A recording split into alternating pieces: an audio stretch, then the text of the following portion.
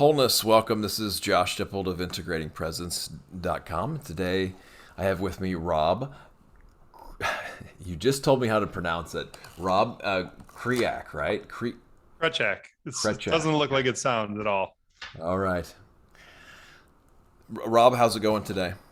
It's going great, Josh. Thanks so much for having me. Grateful to be able to chat with you today. Cool. So, what I usually do, especially for folks I haven't talked to much before, is just toss it back to them and say, who is Rob? What does he do? And what does he do? What kind of work do you do? Who are you and what kind of work do you do? Yeah, well, I'm a Midwestern boy. I was born and raised in Milwaukee, and I fit my my parents have lived in the same house almost their whole lives. My mom has only been in two houses her entire life: her childhood home, and then the home with my dad in Big Bend, Wisconsin. But yeah, I really enjoy spending time with my wife Nikki. Working out, traveling, self improvement. Kind of a productivity junkie. And one of the things that I'm really excited about is my new company, Humans First. We're a consultancy that helps people with technology mindfulness. And I define technology mindfulness as using technology in a way that serves you well, you and your life well. And our mission at Humans First is to help humanity understand how technology impacts mental health, relationships, and productivity at work. So, I guess maybe the question, why the name? Why would you pick that name? And then I guess what gives kind of not too crazy about the word authority, but like what is the expertise for such a thing too, right? Yeah, those are great questions, Josh. And so the reason that I named the company Humans First is this, and this is a statistic from before COVID. So we can't say, oh, we can blame COVID on this. Americans are now spending an average of 12 hours and 21 minutes a day in front of screens and media. Put it to you another way, we are now spending three-quarters of our waking lives in front of technology. And so, unfortunately, in our world today, technology is first. We are putting technology first, but how, as evidenced by how we're spending our time. And if you think about, how did humans exist 50,000 years ago when we were cavemen and cavewomen? Well, we did three main things. We hunted, we gathered, and we socialized. And that's what life consisted of. And so we've basically done the reverse of what we used to do. When we were cavemen and cavewomen, about 90% of the time we spent was with other people. And now it's almost completely the opposite because we're spending almost all our time with technology. And so Humans First is a reminder to everyone that we get the most meaning and joy and purpose in our lives by connecting with other people, not with technology. Well, right on. So looking through your website briefly, it talks about how to help folks achieve a 4-day work week, and this reminded me of Tim Ferriss's book. I'm guessing maybe if I had to take a wild guess, it may be riffing off, not ripping off. Of course, it's a different title. This 4-hour work week, and that was a radical book, I guess, in the I guess mid 2000s. Mm-hmm. So is it with that? And then I guess, if there are comparisons to this book too, and then I guess how do you help people achieve that or help companies achieve that too? And then after that, I do want to go into kind of topics more geared towards what I write about and on integratingpresence.com too. So. Yeah, of course. Yeah, so I mean, there's definitely a parallel to the 4-hour work week, Tim Ferriss's book, which is one of my absolute favorites. And I think when that book came out, a lot of people recognized that that was obviously a very incredibly catchy title, but also more of an aspirational, thought, right?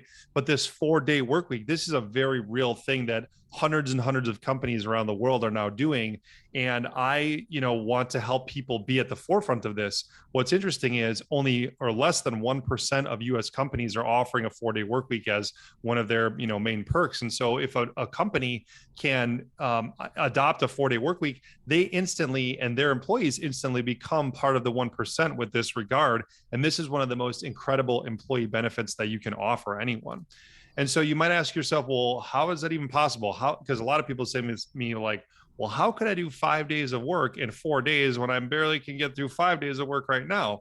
And there's a couple main categories of well, just say buckets of time where people don't realize that they're spending an insane amount of time. The first one, not surprisingly, is meetings, right?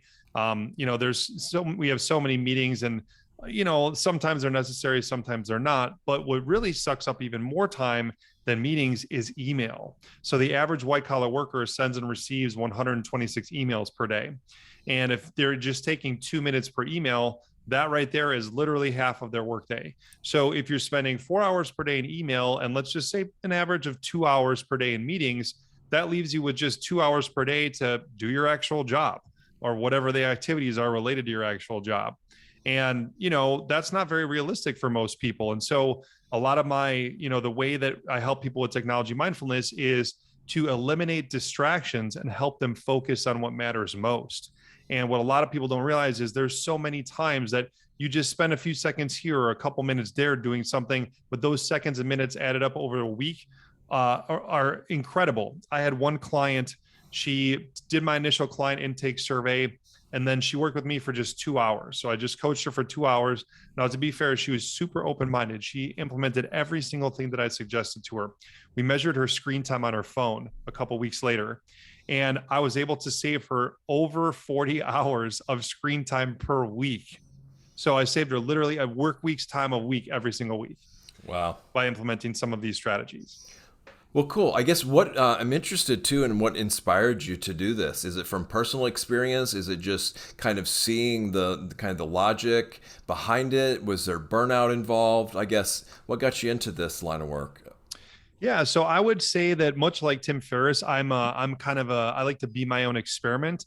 And so this system and these techniques are results of hundreds and hundreds of experiments I've ran on myself over the past decade to try to figure out what works. And I have ADHD, so I am much more inclined to be distracted and not focused compared to the average person, not surprisingly. And so, I have found that I need to structure my day and structure my technology use in a way that is conducive to helping me be productive. Otherwise, I just can, get distracted by a shiny object, and it's 3 hours later and I haven't accomplished anything that I really needed to do. And I should also say at other points in my life, I have also been addicted to video games when I was in high school. And then I was also addicted to Facebook and email. And so I have personally seen the negative effects of technology in my own life.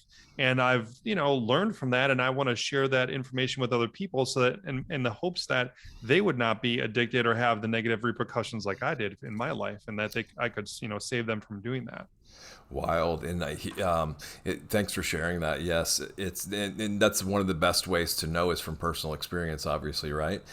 You hear these stories how these social media networks are designed for addiction, basically, to keep as many eyeballs. I mean, it seems so obvious now, but when they first came out, right, and then this all became public and whatnot, it's pretty wild. Yeah, I've been saying for 4 or 5 years that social media was causing depression and anxiety, and no one believed me. And now that there's proof, there's very strong proof that that's happening. Now, all of a sudden I look like I know what I'm talking about, but I just wish people would have listened to me about 5 years ago. But what I always say is I truly believe that social media is the cigarette of the 21st century. Oh, yes. I believe in 10 years from now, we're going to look at this and saying, what on earth were we thinking giving a 12-year-old with a cell phone and, social media accounts and just telling them, hey, we just want you to use this to keep in contact with your friends, but don't become addicted. Like, that's totally crazy. And I think in 10 years, we're going to think that that's true. But right now people are still like kind of waking up to this thought. It is, yes, for sure. And so, but to even go further, since you saw this coming a while back, I guess it makes sense, or I'm curious now well, what is the next thing? What is the next thing where we can derail humans? I mean, what comes to mind for me is artificial intelligence. And of course, I was going to ask your take on that anyway, and how that, if you use that in your work in your company as well. Yeah. So I literally, right before this call, I was just reading a study about, it was a longer duration study of people using AR, VR, virtual reality. And so this was a study of people using VR for an entire week, like replicating a work week. And it was an 18-person study, so it wasn't that large, but 2 people dropped out of the study immediately. And every single other person in the study said that they came out of it worse in some way or many ways compared to before. Like they had headaches, they had nausea, they had increased anxiety, they were exhausted. So basically, and it's ironic, right? That Mark Zuckerberg, the guy who has kind of destroyed society with Facebook, is now trying to push this new BS on us. And I truly believe that it is not good for humanity for us all to exist in the metaverse. And of course, that's what he wants, because that's, the next phase of his company. And the value of it just got cut in half because people realized that Facebook isn't what it used to be. And so my, I guess, caution to people is, think about this, right? Let's just pretend that you're walking through a buffet line and you see your favorite dessert. And the first time you go through the buffet line, you resist taking your favorite dessert, but you go through again. And the second time you're like, man, that dessert, that chocolate chip cookie looks really good, but I'm not gonna eat it, right? Well, by the third time you go through the buffet line, you're like, you know what? Okay, I'm just gonna have one chocolate chip cookie because, of all the other things there, you like the chocolate chip cookie the most. That happens to us all, right? It happens to me too. But now think about that. If you have an alternative life online in the virtual world that's better than your own, don't you think that you're going to want to go to that life at some point, especially when your own life isn't going the way you want in real life? That to me is really scary to think about. So we're just creating this world where we can essentially be or do whoever, exist however we want. And yes, there's many positives to that. But when that's competing with your identity in the real world, I think there's an entirely separate list of considerations that we haven't even contemplated that are not good for humanity that we need to start thinking about. Because the reason that I got addicted to video games when I was in high school is because I had extremely bad acne and I was playing this role-playing game that allowed me to have a different identity.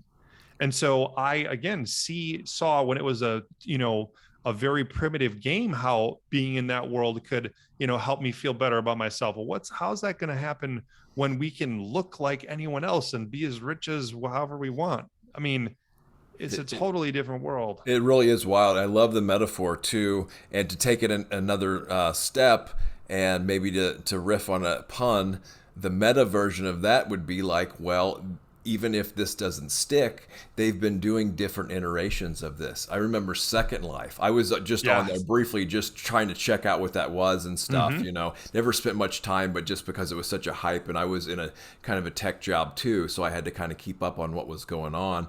And I don't know what game you're referring to, but I'm trying to think of some other ones. And so, it will keep evolving, whether it's successful or not, unless whoever's behind it really doesn't have any incentive to do this. But I don't know if I see it. The attempts are this type of thing slowing down anytime soon anyway. So the way you approach it, the way I approach it's different than trying to go up against, huge corporations or something like that. I mean, this makes the most sense to address it this way, right?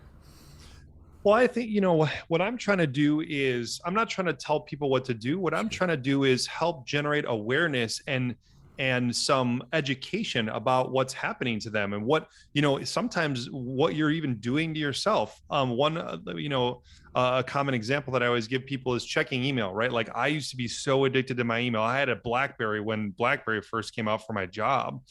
And, what people don't realize is when you check your email, it's very highly correlated with greater stress and anxiety because it's overwhelming a lot of the time. And so what happens is, so let's just say, for instance, let's give a hypothetical example. Let's say it's 9 p.m. and you're getting ready to go to bed and you're like, oh, I'm just going to check my email one time, right? You check your email and you see this email from your boss and it pisses you off. And so now you're like, okay, now I want to respond. I want to say all these things. Now you're like amped up. Your sympathetic nervous system is activated. Well, not only are you going to feel helpless because you're probably not going to respond to that email at 9 o'clock at night. But the other thing is because your nervous system is so amped up, you're definitely not going to bed at the same time as you would have if you didn't check that email. And your sleep quality is probably going to be way worse, even though you don't realize it because you're sleeping, right? And so that one simple thing, just checking your email before you go to bed, could absolutely destroy your sleep for the night. And then what does that do? That destroys your entire next day. Because if your sleep isn't on point, then everything else in your life could be worse. Because if, lack of sleep is associated with, tons of different medical conditions, especially cancers and other things.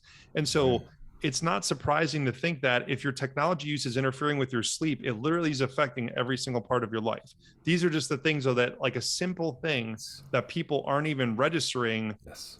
but it's happening. It's And this happening is, to yeah, and billions of people. this is a huge one because I remember when I used to work in online marketing, I had my email account linked to my work email account to my phone at home, and so it was just, and Yeah. it was like it had access to it at any time of day, and I can't remember now if we were required to or not. Didn't matter. I still had it on there, right? Well, it did. It did matter, but I've grown so much and realized so much since then. But it absolutely, this is the work-life balance, and you can. I'd like you to talk about that in a little bit too here, even more if you'd like.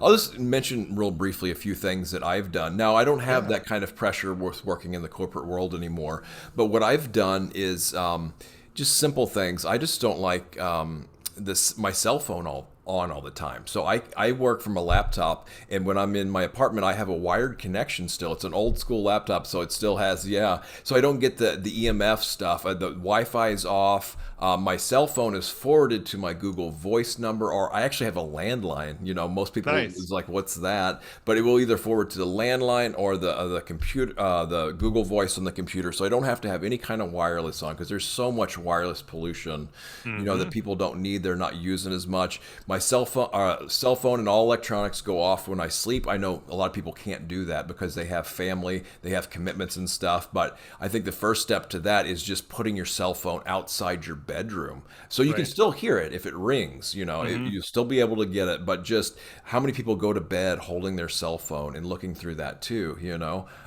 There's a blue light. Well, now actually the computer companies have that built into a lot of devices to get rid of the blue light at night. I think it's called Flux, this plugin I have for Mac. And yeah, as the sunset goes, it changes gradually. So if you're on it longer, the blue light that tricks the mind into thinking it's daylight will go down and down. So that doesn't cut into the easily falling asleep.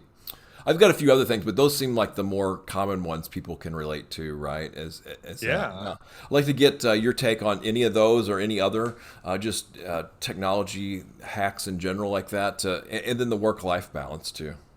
Yeah, well, I applaud you, Josh, for Mhm. being mindful of these things and using these interventions, because I think a lot of people, they just they're they're not mindful of how this technology is affecting them, and how could they be? I guess if they didn't know the stuff like we're talking about. But it Exactly. seems like you've done a lot of research on your own, and I really Mhm. like that. Thanks. Um, a couple things I would say about the first of all, like email on your phone. So and even within the, we'll call it like this technology mindfulness community, right? Some people still, this blows their mind when I tell them this, but I haven't had my email on my phone at all for years in any way, not even my personal email, no email at all, no email app, no Gmail, no mail app, nothing. And I I almost play this. It's sort of a dangerous game in some ways, because I almost play this game where like I kind of go and see how long I can go without checking my email. And honestly, I went like 6 or 7 business days and not on vacation. I was just like, I just didn't check it because I didn't want to check it. And honestly, nothing bad happened. I'm not saying that there was not a single negative repercussion, because like, yeah, occasionally something happens, but honestly, what we think is a big emergency, it just isn't. Like 99% of that stuff, it isn't an emergency, but we just think it is because everything is trying to notify us. Think about this though. This is why this happens. The business model of most, not all, but most tech companies is to get as much of your time and attention as possible. Human time and attention is now more valuable than oil. It is the most valuable resource on the planet. And so think about it. Technology is infinitely scalable, and it costs the tech company $0 to pop up a notification on your phone. Zero. It doesn't cost them anything. And so every single company has an incentive to notify you as much as possible, or get you on their platform or app or whatever as much as possible, because then you spend more time on there, they make more money, and the company becomes more valuable. And so if you're not directly paying for a product like Facebook, you are the product. You are the product when you use Facebook. It's not the advertisers, you are the product. And so I think if people start to realize that and they're like, oh my God, there's so many apps that I have where I don't pay anything. It's a freemium, or I use this website and it's free. It's nothing is free. Like the company has to make money in some way. And so I think just by having that awareness of what the business models of these companies are, and that your time and attention is their number one asset that they're all trying to monopolize, that all of a sudden makes it much clearer how they're trying to get your time and attention and how you can resist that, or maybe consider stopping using some of the websites or apps or whatever, depending on if it's serving you or not. Sure. I somehow I got out of not being on Facebook. I still have Twitter and Instagram, but I won't. I've mentioned my Instagram habits before, but I won't go into that now. The notifications, yeah, it's like how many notifications can we turn off on our phones?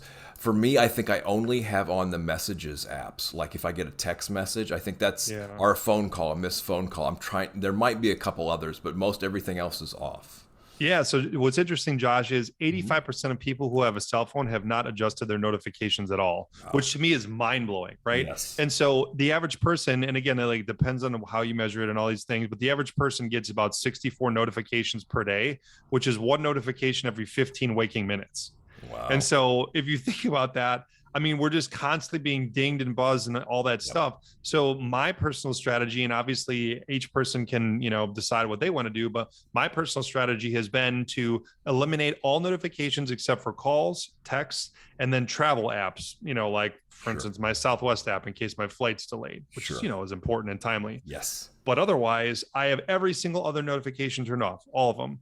And, that has saved just so much time and interaction with my phone and just makes me able to be so much more present. It's incredible. And it's really simple to do. It literally takes 5 minutes. You just go into settings and the notification menu, and then you just go down and just shut them all off. It really isn't even hard. And folks that have a meditation practice, you can feel into this. You just pay attention to when everybody starts, or you get a ding, ding. Then there's these phenomenal phantom phone. I mean, I've started to go. It's been years now that I've done this. Is go outside the house without my cell phone and go on walks without it. At first, it was just like you feel naked or something's really missing. How these things have really kind of bonded to us and us to them. But eventually, it just energetic wise, it just feels so much more freeing. And less. It sounds like somebody poking you on the shoulder with these notifications, Yeah, well, Josh, you said something interesting, and I wanted to I think your listeners might be interested to hear this. So you mentioned meditation. I'm assuming you're a pretty big meditator, right? Oh, yes. Daily since 2012. Yeah. That's super impressive. And I meditate not that long and not as often as you most likely, but I do meditate. And what's interesting is if you look at meditation as a whole and why it's useful to humanity, one of the main reasons, not the only reason, but one of the main reasons is it pulls us into the present and allows us to be here and now and not worry about the future and not ruminate about the past. And it looks like you're agreeing with that. Big time. So okay, if you believe that that's true, which I do, and I think that the science is there to believe that, or to hold that, then if you think about what technology is, it's like the anti-meditation. Every single time you get a notification, it pulls you out of the present. It pulls you into this other world that you're now worried about, you're now anxious about. And so if you think about all this technology use as the anti-meditation, it kind of makes sense why we all feel like a lot of people feel like crap all the time. We're constantly pulling ourselves out of the present with our technology use. And it's again, like the opposite of meditation all the time. Oh, yeah. Big time. And, mindfulness of the body can only be in the present moment. Our body can't be in the future or the past, right? But everything else in our mind, we live in a virtual world in our mind about what you were talking about.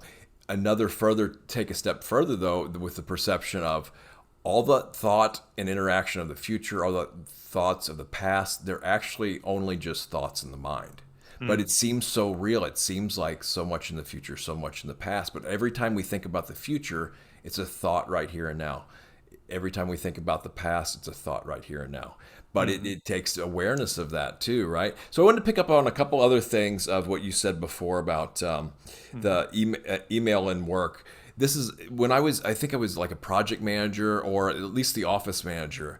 And I was trying to get people on Basecamp, I think, when it first came Oh, on, project management software, instead of just email, because yeah. it was just that would at least cut down on some of the emails. Now, I don't know if you recommend project management software or whatever, but before, I don't even know if they're still doing that or whatever, but the amount of email, it was just email everything, everything, everything. And I guess kids, younger generations today, I don't know if they do as much email as that. And I also wanted to say about my own personal email. That's right. That is one decent thing about it, is it doesn't require an immediate response from somebody, right? Where you just give it, unless I guess some things will be, but it's just kind of given. It's not as immediate as a phone call or a text, right? And so just real briefly, my mom, she's like, every time I don't answer her text right away, she's like, catastrophizes. Not every time, but sometimes. And I have to keep reminding her, oh, hey, in the 90s, we didn't even have cell phones. It was a huge thing when people got pagers. Then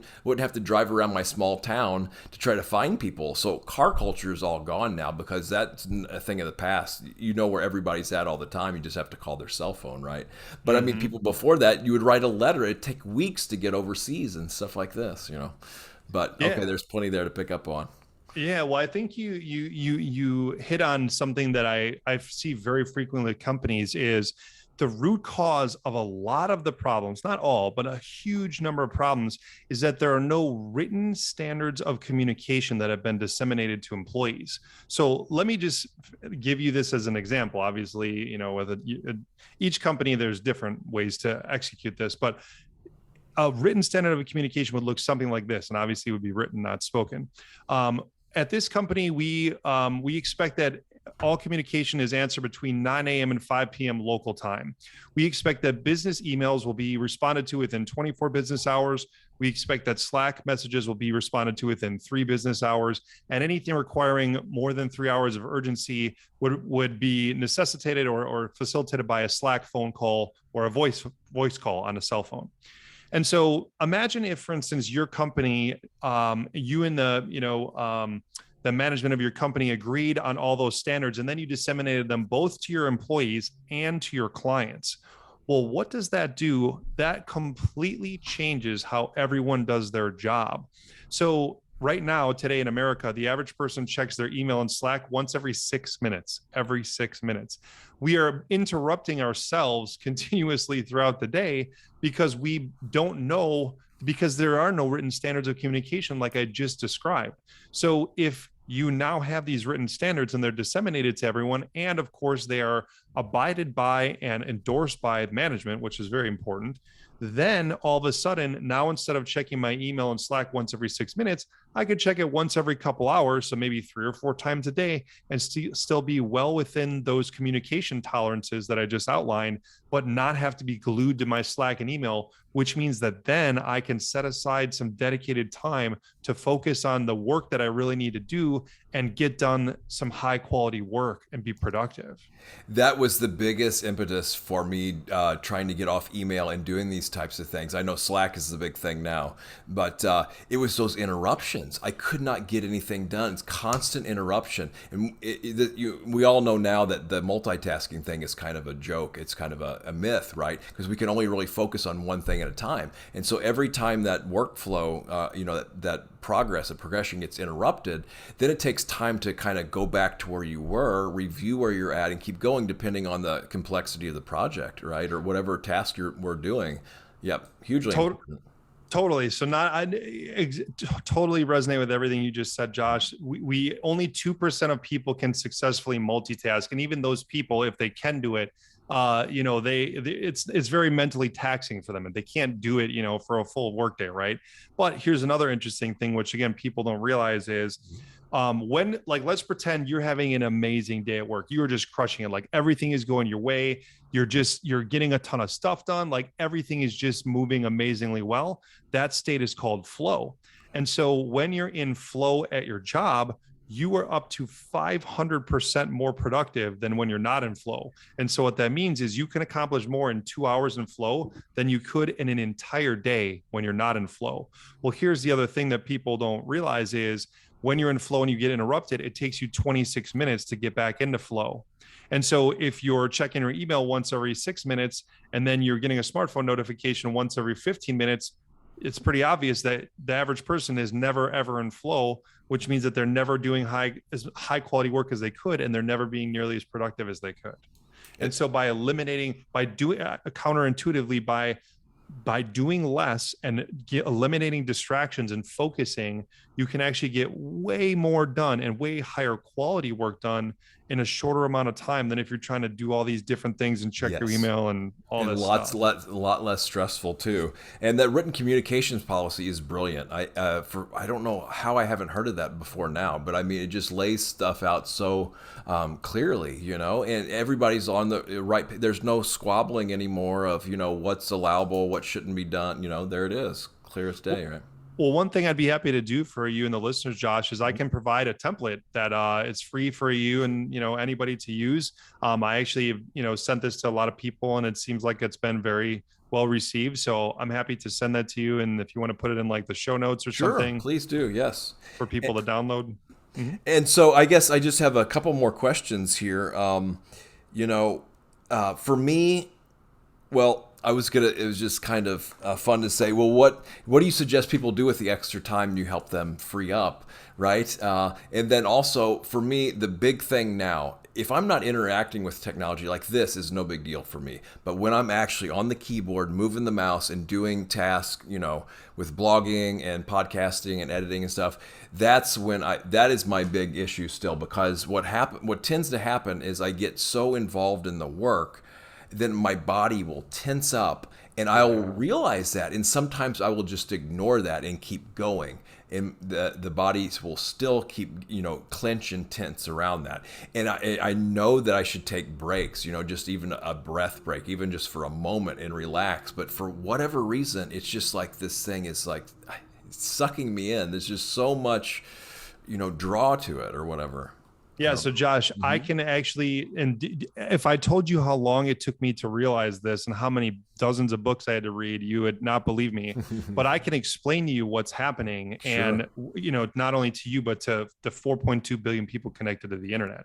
So here's what happens whenever we interact with technology. And obviously it changes depending on how we interact with it and what our tolerance levels are and things like that. But what's generally happening is when we interact with technology, it activates our sympathetic nervous system. This is the fight or flight system that keeps us alive. And so in caveman days, if we were attacked by a saber-toothed tiger, the fight or flight system gets activated because we either need to fight the tiger or run away, right? And that keeps us alive as a species.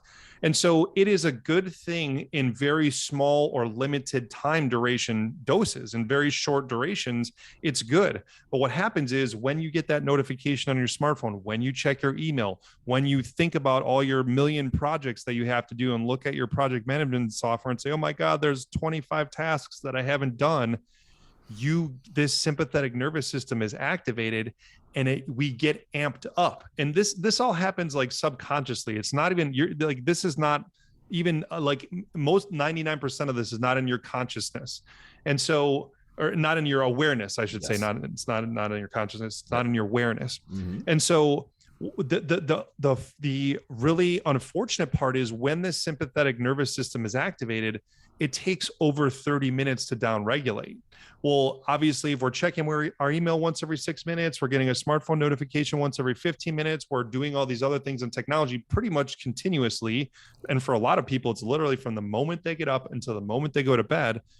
Your central nervous system is never having a chance to fully recover and downregulate. And this is why most of the people in America feel incredibly stressed out and why anxiety and depression are at an all-time high. I believe that this is the root cause of not all of it, of course, but a lot of it that people aren't even aware is happening to them. I truly believe this. I believe this with every cell in my body. And so my hope is that when people have extra time, when I can help them get a work day back, or sometimes way more, that they spend that time with friends and family and people that they care about. Because what's happening is if you think about what technology is doing, if I could summarize my last 4 years of work and reading over 100 books, it would be this: simultaneous technology is simultaneously increasing the day-to-day and sometimes minute-to-minute stress we experience, while at the same time degrading our ability to deal with that stress because our social support systems, communities, and relationships are being deteriorated by technology. Oh, big time. So are there any kind of like general usage that you have? I mean, you've mentioned a bunch of things too, but some things that apply to most people. It baffles my mind that just any kind of regular use would trigger our flight or flight. But it seems to be that the case. I know there's some things that contribute way more to it, but just some basic things that apply to everybody for usage. Well, again, disabling those notifications both on your computer, on your desktop, and your phone is huge. Another thing, though, is just as a very general rule of thumb, anything that you're doing on your phone, you could do in half the time on a desktop computer. Oh, yeah. So, for instance, if you do a ton of email from your phone and you spend 7 hours, let's say 8 hours a week doing that, you could literally save half a workday if you just answered all your email from your computer like I do now. And so what you have to realize is when you use your cell phone, you're trading convenience for productivity. You're saying, I value the convenience more than the productivity. And sometimes that's appropriate. But for most of the time, we're just, we could be doing almost everything on our phone, on our computer. We just are choosing not to because we're lazy or because we are not aware. And so that, to me, I think is the biggest thing that any person can do is try to offload as much of the tasks as possible from your phone and do them instead on a computer, because that is way, way more helpful. The other thing, I know we are almost out of time here, but the other thing is adding a second monitor to your work setup increases productivity by 25%. You can get a second monitor for $200. And it will literally pay itself back in productivity in 1 week, less than a week. Yeah, it's huge. We had those at our old workplace, and now I've got, the phone thing like I mentioned earlier. So, Rob, what would you like to leave folks with, and how can they get a hold of you, and anything else you'd like to plug? Yeah, well, thank you, Josh, so much for the opportunity to chat with you. You guys can find out more about my company, Humans First, at humansfirst.us. And then one other thing that I just wanted to offer all the listeners is I'm happy to give you a free 30-minute technology mindfulness consultation call with me. All you need to do to redeem that is just email me. My email address is rob, at humansfirst.us, and just mention that you heard me on this podcast, and I'll set up a call with you. Thanks so much, Rob. And may all the listeners out there, I wish you all an ideal and optimal energy and consciousness for the rest of your day. Thank you.